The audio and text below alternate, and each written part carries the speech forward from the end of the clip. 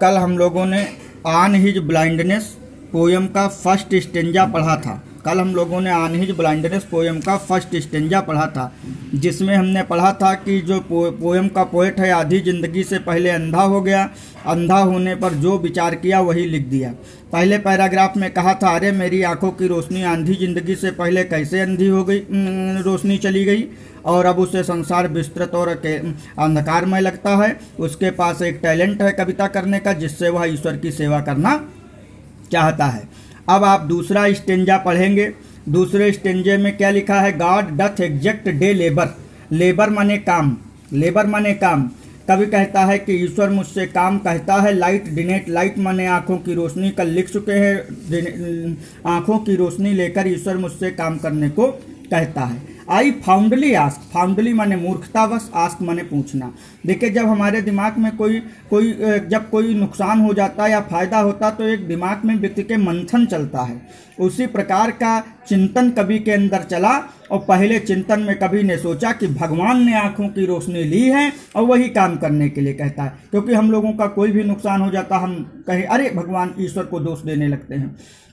उसी प्रकार पहले बार में कवि ने ईश्वर को दोष दिया। बट पेशेंस प्रिवेंट, पेशेंस माने धैर्य, प्रिवेंट माने रोकना। हम सभी के अंदर धैर्य पाया जाता है और धैर्य ने उसे रोक लिया।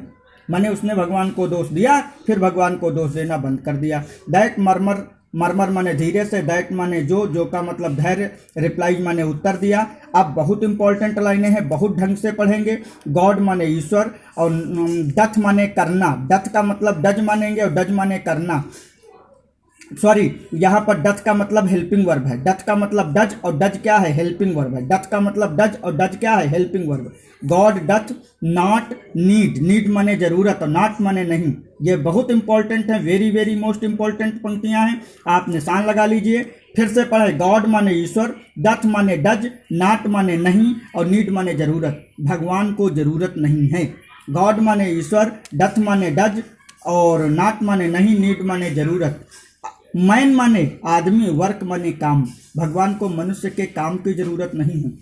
जैसे हम लोग कहते हैं हम ईश्वर के लिए ये कर रहे हैं, वो कर रहे हैं, कोई ज़रूरत नहीं। ईश्वर को मनुष्य के किसी काम की जरूरत नहीं, क्योंकि आप जानते हो खुद ही सक्षम है, सब कुछ कर सकता है। Or his own gift, gift माने उपहार, और ईश्वर को मनुष्य के उपहारों की भी जरूरत नहीं। बात बिल्कुल खूंट में बांध लीजिए।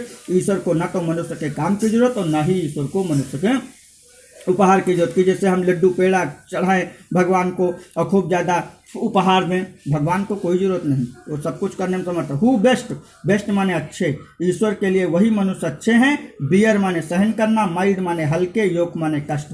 कभी कहता है कि भगवान उन्हीं लोगों को अच्छा मानता है या भगवान के लिए वही लोग अच्छे हैं जो भगवान द्वारा दिए गए हल्के कष्टों को बियर माने सहन करें।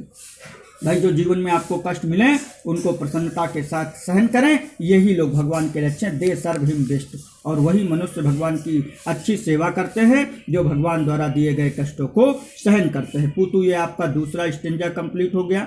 कल हम लोग थर्ड स्टेंजा पढ़ेंगे।